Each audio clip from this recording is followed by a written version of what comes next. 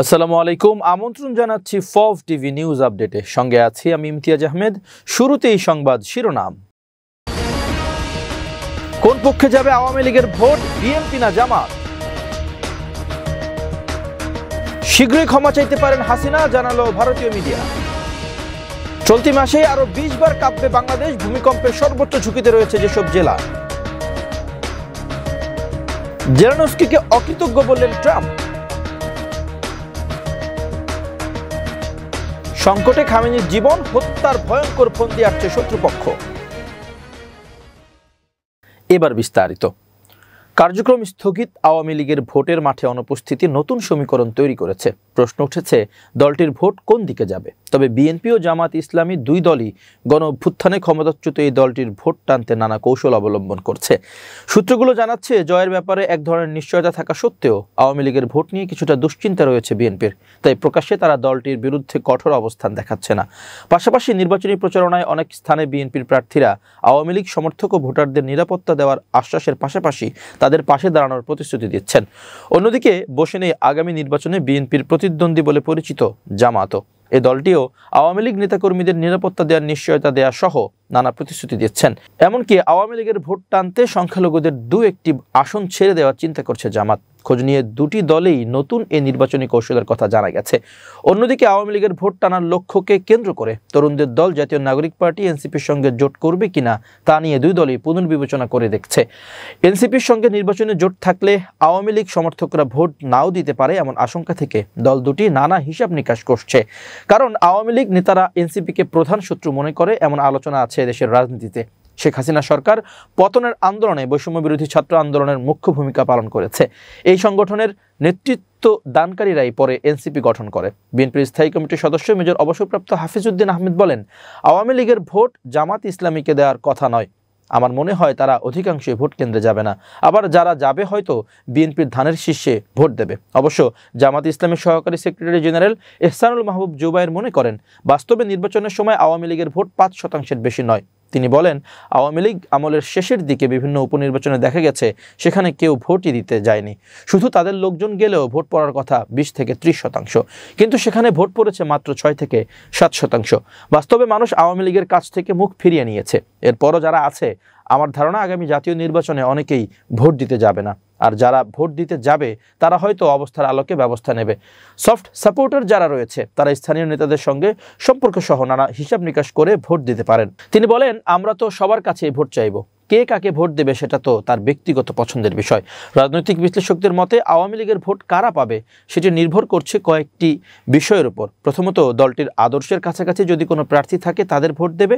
দ্বিতীয়ত, ভোটারদের সঙ্গে প্রার্থীর সম্পর্কের উপর। এবং তৃতীয়ত, 5 আগস্টের পর প্রার্থী বা তাদের কর্মীরা আওয়ামী লীগের কর্মীদের উপর কতটা নির্যাতন চালিয়েছে সে বিবেচনা নির্ভর করে। ঢাকা বিশ্ববিদ্যালয়ের রাষ্ট্রবিজ্ঞান বিভাগের অধ্যাপক কাজী মোহাম্মদ মাহবুবুর রহমান মনে করেন, আওয়ামী লীগের সমর্থক গোষ্ঠী বা ভোটাররা তাদের আদর্শের কাছাকাছি যদি কোনো প্রার্থী পায় তবে তাদের ভোট দেবেন। আবার না ভোট দেওয়ার সম্ভাবনাও রয়েছে। এছাড়া যদি কোনো প্রার্থী ব্যক্তিগতভাবে ভোটারদের আকর্ষণ করতে পারেন তাহলে আওয়ামী লীগের ভোট পাবেন। জুলাই গণ অভ্যুত্থানে সংঘটিত গণহত্যা পরবর্তী পরিস্থিতি ঘিরে নতুন করে বিতর্কের জন্ম দিয়েছে ফ্যাসিস্ট ফাঁস হওয়া একটি অডিও ক্লিপে। এ বিষয়ে রাজনৈতিক বিশ্লেষক ও লেখক জাহিদুর রহমান ফ্যাসিস্ট হাসিনার বক্তব্য নিয়ে কিছু প্রশ্ন করেন। শেখ হাসিনা কি কখনো স্পষ্টভাবে জুলাইয়ের গণহত্যার জন্য জাতির কাছে ক্ষমা চাইবেন? রোববার সম্প্রতি ফাঁস হওয়া হাসিনার অডিও রেকর্ড নিয়ে বিশ্লেষণ করেন জাহিদুর রহমান। ডাক্তার জাহিদের মতে, অডিও ক্লিপটি যদি সত্যি আসল হয় তবে এর মধ্যেই লুকিয়ে আছে একটি গুরুত্বপূর্ণ রাজনৈতিক বার্তা। ওই কথোপকথনে শেখ হাসিনা একাধিকবার বলেন তিনি মানুষ মেরে ক্ষমতায় থাকতে চান না এবং দেশের পরিস্থিতি নিয়ন্ত্রণে ব্যর্থতার প্রসঙ্গেও বিরক্তি প্রকাশ করেন। জাহেদের যুক্তি, এই বক্তব্যে প্রকাশের টাইমিং রাজনৈতিকভাবে অত্যন্ত তাৎপর্যপূর্ণ। তিনি বলেন, গত কয়েক সপ্তাহ ধরে শেখ হাসিনা বিভিন্ন আন্তর্জাতিক সংবাদ মাধ্যমের সঙ্গে কথা বলেন। সেখানে তিনি প্রথমবারের মতো স্বীকার করেছেন যে প্রধানমন্ত্রী হিসেবে ঘটে যাওয়া মৃত্যুর দায় আংশিক হলেও তার উপর বর্তায়, যদিও সরাসরি কোনো হত্যার নির্দেশ তিনি দেননি বলে দাবি করেন। এই রাজনৈতিক বিশ্লেষক মনে করেন এই স্বীকারোক্তি তার আগের বক্তব্যের তুলনায় খানিকটা ভিন্ন এবং রাজনৈতিকভাবে সফট অবস্থার নির্দেশ করে। তাহলে কি নির্বাচন ঘিরে নতুন কোনো কৌশল? জাহিদুর রহমানের দাবি, আন্তর্জাতিক চাপ, বিশেষ করে ভারতের সঙ্গে সাম্প্রতিক বৈঠকগুলো ইঙ্গিত করছে আওয়ামী লীগকে কোনো না কোনো প্রক্রিয়ায় নির্বাচনে ফিরিয়ে আনার আলোচনা চলছে। তাই শেখ হাসিনাকে নিয়ে দায় স্বীকার বা নরম ভাবমূর্তি তৈরির প্রচেষ্টা সামনে আসতে পারে। তিনি আশঙ্কা প্রকাশ করেন, রাজনৈতিক পুনর্বাসনের লক্ষ্যে ভবিষ্যতে এমন একটি ন্যারেটিভ জোরদার হতে পারে। তিনি তো ক্ষমা চেয়েছেন, সুতরাং তার দলও নির্বাচনে ফিরতে পারে। তবে ডাক্তার জাহিদ এটিকে একটি পরিকল্পিত রাজনৈতিক নাটকের সম্ভাবনা হিসেবে দেখছেন।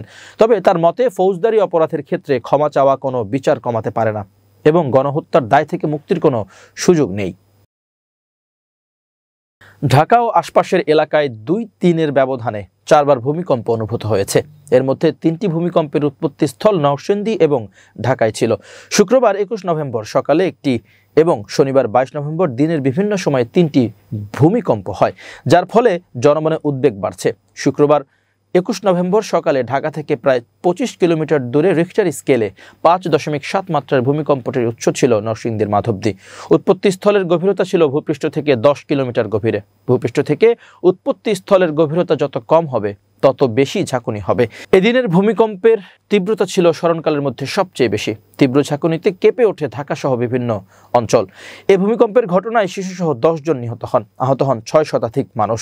এদিকে কলম্বিয়া বিশ্ববিদ্যালয়ের এক গবেষণা গঙ্গা ও ব্রহ্মপুত্র অববাহিকায় একটি গোপন ভূচুক্তি শনাক্ত করা হয়েছে, যা বাংলাদেশের ৯ মাত্রার ভূমিকম্প হতে পারে বলে হুঁশিয়ারি দিয়েছেন বিশেষজ্ঞরা। অন্যদিকে সাম্প্রতিক ভূমিকম্পের প্রেক্ষিতে আগামী এক সপ্তাহে আরও ২০ বার ভূকম্পন হতে পারে বলে আশঙ্কা প্রকাশ করেছে বিশেষজ্ঞরা।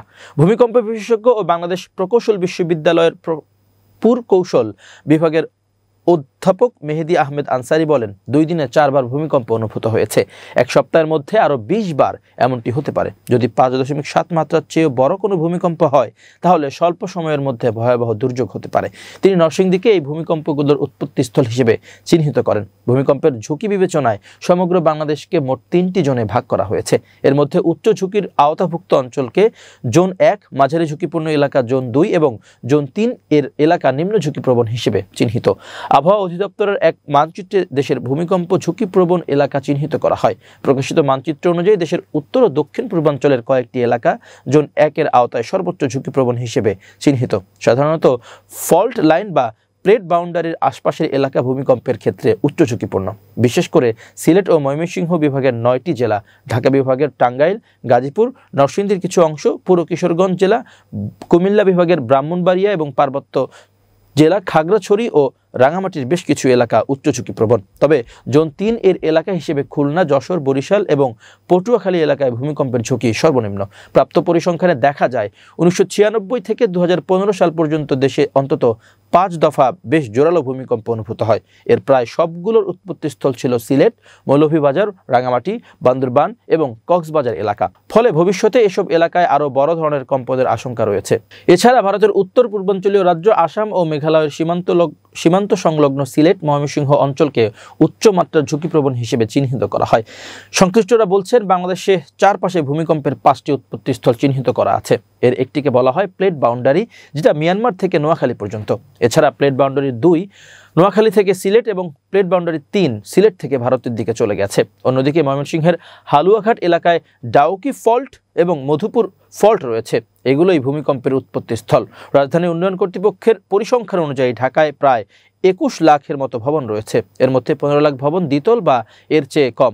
এগুলোর ক্ষেত্রে ক্ষয়ক্ষতির ঝুঁকি কম, কিন্তু ৪ থেকে ৩০ তলা পর্যন্ত বাকি ৬ লাখ ভবন উচ্চ ঝুঁকিতে রয়েছে। ভূমিকম্পের সময় এগুলো ধসে পড়লে ব্যাপক প্রাণহানির আশঙ্কা রয়েছে। এজন্য সংস্কারের মাধ্যমে ঝুঁকিপূর্ণ ভবনগুলো ভূমিকম্প সহনশীল করে তোলার কথা বলা হচ্ছে। এবার আন্তর্জাতিক প্রসঙ্গ। ইউক্রেনের প্রেসিডেন্ট ভ্লাদিমির জেলেনস্কিকে অকৃতজ্ঞ হিসেবে আখ্যা দিয়েছেন মার্কিন প্রেসিডেন্ট ডোনাল্ড ট্রাম্প। রোববার ২৩ নভেম্বর সামাজিক যোগাযোগ মাধ্যম ট্রুথে একটি পোস্ট করেন ট্রাম্প। সেখানে সরাসরি জেলেনস্কির নাম উচ্চারণ না করে তাকে অকৃতজ্ঞ বললেন তিনি। ডোনাল্ড ট্রাম্প লেখেন, ইউক্রেনের নেতৃত্বে যুদ্ধবন্ধে আমাদের প্রচেষ্টার প্রতি কোনো কৃতজ্ঞতাই প্রকাশ করেননি। তিনি লেখেন, উত্তরাধিকার সূত্রে আমি এমন এক যুদ্ধ পেয়েছি যেটি কখনো শুরু হওয়াই উচিত ছিল না। এটি সবার জন্য পরাজয়জনক এক যুদ্ধ, বিশেষ করে লাখ লাখ মানুষের জন্য যারা কোনো প্রয়োজন ছাড়া মারা গেছেন। রাশিয়া ইউক্রেন যুদ্ধ বন্ধে ২৮ দফার একটি শান্তি চুক্তির প্রস্তাব দিয়েছিলেন। President Trump. এটি মানতে আগামী 27 নভেম্বর পর্যন্ত ইউক্রেনকে সময় বেঁধে দিয়েছিলেন ট্রাম্প। চুক্তির খসড়ায় বলা আছে, রাশিয়ার বিরুদ্ধে যুদ্ধ বন্ধ করতে হলে ইউক্রেনকে তাদের ভূখণ্ড ছেড়ে দিতে হবে, এমনকি যেসব ভূখণ্ড এখনও তাদের নিয়ন্ত্রণে আছে সেগুলোও ছাড়তে হবে। এছাড়া যুদ্ধের সময় যত যুদ্ধাপরাধ সংঘটিত হয়েছে সেগুলোর কোনো বিচার না করে সাধারণ ক্ষমা ঘোষণা করা হবে বলেও চুক্তিতে উল্লেখ আছে। এমন পরিস্থিতিতে গতকাল একটি ভিডিও বার্তা দেন ইউক্রেনের প্রেসিডেন্ট ভ্লাদিমির জেলেনস্কি। সেখানে তিনি বলেন, ইউক্রেন তার ইতিহাসে এখন সবচেয়ে কঠিন পরিস্থিতিতে আছে। হয় ইউক্রেনকে তার সম্মান হারাতে হবে, নয়তো এক বন্ধুকে হারাতে হবে। ইরানের সর্বোচ্চ নেতা আয়াতুল্লাহ আলী খামেনিকে হত্যার জন্য আবারও ভয়ঙ্কর পরিকল্পনা তৈরি করেছে যুক্তরাষ্ট্র, ইসরায়েল এবং তাদের মদতপুষ্ট শত্রুপক্ষ। এমন চাঞ্চল্যকর এক তথ্যই সামনে এনেছে ইরানের গোয়েন্দা মন্ত্রণালয়। এমনকি এসব প্রচেষ্টার মাধ্যমে ইরানকে পুরোপুরি অস্থিতিশীল করারও চেষ্টা চলছে বলে সতর্ক করেছে তারা। খবর জিও নিউজের। শনিবার 22 নভেম্বর ইরানের বার্তা সংস্থা ISN জানায়, গোয়েন্দা মন্ত্রী ইসমাইল খতিব বলেছেন, শত্রুদের এবারের লক্ষ্য ইরানের পুরো শাসন ব্যবস্থাকে দুর্বল করা। কখনো হত্যা চেষ্টার মাধ্যমে, কখনো সরাসরি হামলার মাধ্যমে সর্বোচ্চ নেতাকে টার্গেট করতে চায় তারা। গোয়েন্দা মন্ত্রী ঠিক কোনো নির্দিষ্ট ঘটনার কথা বলছেন কিনা তা এখনো স্পষ্ট নয়। যদিও ইরানি কর্মকর্তা প্রায়ই বিদেশি ষড়যন্ত্রের অভিযোগ তোলেন, তবে খামেনির বিরুদ্ধে সরাসরি হামলার হুমকি সম্পর্কিত মন্তব্য অতীতে খুব কমই শোনা গিয়েছিল। বিশেষ করে চলতি বছরের জুনে ইসরায়েল ও ইরানের যুদ্ধের আগে খতিব আরও বলেন, যারা এ ধরনের কাজে জড়িত তারা শত্রুর মদতপুষ্ট অনুপ্রবেশকারী। এ সময় তিনি সরাসরি যুক্তরাষ্ট্র ইসরায়েলের দিকে অভিযোগের আঙ্গুল তোলেন। চলতি বছরের জুনে 12 দিনের সংঘাত চলাকালে ইরানের জ্যেষ্ঠ সামরিক কর্মকর্তা, পরমাণু বিজ্ঞানী বিভিন্ন স্থাপনা ও আবাসিক এলাকাকে লক্ষ্য করে হামলা চালায় ইসরায়েল।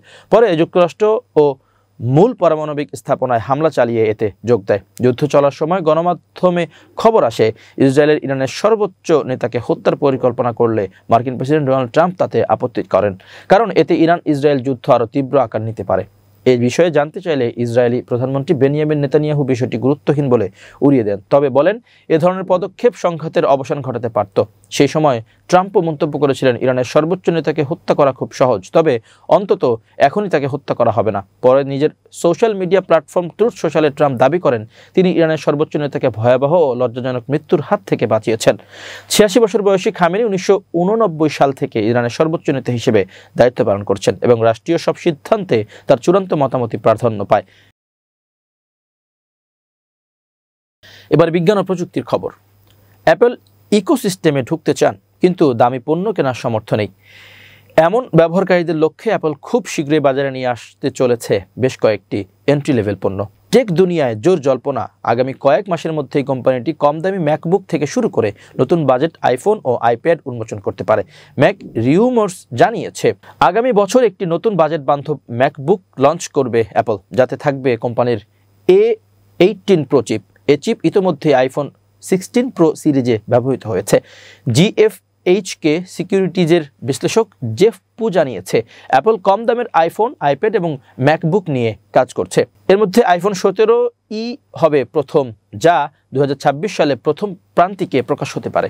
পু এর আগামী আইফোন মডেলে খুব বেশি ডিজাইন পরিবর্তন নাও করতে পারে অ্যাপল, বরং ফোকাস থাকবে পারফরমেন্স উন্নয়নে। ডিভাইসটিতে থাকতে পারে A19 চিপ, 8GB র্যাম, নতুন অ্যাপল C1 মডেম ও 18 মেগাপিক্সেল সেলফি ক্যামেরা। ফোনটিতে বর্তমান মডেলের মতোই 48 মেগাপিক্সেলের প্রধান ক্যামেরা ও একই নচ ডিজাইন থাকতে পারে। প্রতিবেদন বলছে, নতুন ম্যাকবুকটিতে থাকবে 13 ইঞ্চি ডিসপ্লে এবং এটি নীল, গোলাপি, রূপালি ও হলুদ রঙে বাজারে আসতে পারে। সম্ভাব্য দাম $699 থেকে $899 পর্যন্ত, যা বাংলাদেশি মুদ্রায় 85,677 টাকা থেকে প্রায় 1,10,964 টাকা পর্যন্ত। অ্যাপল এই ল্যাপটপে পুরনো ডিজাইন এবং কিছু আগের প্রজন্মের ডিসপ্লে উপাদান ব্যবহার করতে পারে।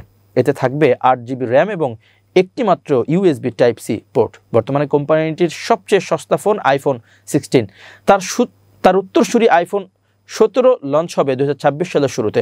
ফোনটিতে থাকতে পারে A19 chip, 18 megapixel front camera, নতুন অ্যাপল C1 মডেম। ডিজাইনে বড় কোনো পরিবর্তন আনা হবে না বলে ধারণা করা হচ্ছে। অ্যাপল দ্বাদশ প্রজন্মের আইপ্যাডেও বড় আপডেট আছে। এতে থাকতে পারে A18 প্রসেসর, 8GB র্যাম এবং অ্যাপল ইন্টেলিজেন্স সাপোর্ট। এই তিনটি পণ্য 2026 সালের শুরুর দিকেই লঞ্চ হতে পারে। এবার খেলার খবর। টেস্টে সাবেক নাম্বার 1 অলরাউন্ডার সাকিব আল হাসানকে ছাড়িয়ে বাংলাদেশের সর্বোচ্চ উইকেট শিকারী এখন তাজুল ইসলাম। রেকর্ড স্পর্শ করার পরের দিনই ছুঁয়ে ফেলেছেন এক নতুন উচ্চতা। স্বাভাবিকভাবেই পেয়েছেন অসংখ্য শুভেচ্ছা বার্তা, তবে সাকিব আল হাসানের বার্তাটি তার কাছে নিশ্চয়ই একটু আলাদাই। দীর্ঘদিন বাংলাদেশের টেস্টে সর্বোচ্চ উইকেটের মালিক ছিলেন সাকিব, সেই রেকর্ডটাই এই মিরপুর টেস্টে ছাড়িয়েছেন তাইজুল। রেকর্ড হারালেও সামাজিক যোগাযোগ মাধ্যমে তাইজুলকে অভিনন্দন জানিয়ে লিখেছেন, অভিনন্দন তাইজুল, আমি মনে করি ক্যারিয়ার শেষে তোমার নামের পাশে 400 উইকেট থাকবে। 242 টেস্ট উইকেট নিয়ে আয়ারল্যান্ডের বিপক্ষে মিরপুর টেস্ট শুরু করেছিলেন তাইজুল, তখনও সাকিবের চেয়ে 4 উইকেট পিছিয়ে। প্রথম ইনিংসেই ছুঁয়ে ফেলেছেন সাকিবকে, দ্বিতীয় ইনিংসের শুরুতেই অ্যান্ডি বিলবার্নিকে এলবিডব্লিউ করে পেয়ে যান সেই কাঙ্ক্ষিত উইকেট। এর মাধ্যমে নাম লেখান ইতিহাসের পাতায়। বাংলাদেশের হয়ে টেস্টে সবচেয়ে বেশি উইকেট এখন তার। রেকর্ড গড়ার পর থেমে থাকেননি 32 বছর বয়সী এই বাঁহাতি স্পিনার। আরও 3টি উইকেট যোগ করে 250 উইকেট পূর্ণ করে ক্যারিয়ারের পরিসংখ্যান করেছেন আরও সমৃদ্ধ। প্রিয় দর্শক, শেষ করছি ফব টিভি নিউজ আপডেট। আজ এ পর্যন্তই। ভিন্ন খবর নিয়ে দেখা হবে আগামীকাল রাত 8টায়। নিজেকে আপডেট রাখতে সাবস্ক্রাইব করুন চ্যানেলটি, নিয়মিত লাইক, কমেন্ট ও শেয়ার করে ছড়িয়ে দিন সর্বত্র। সুস্থ থাকুন, নিরাপদে থাকুন। আল্লাহ হাফেজ।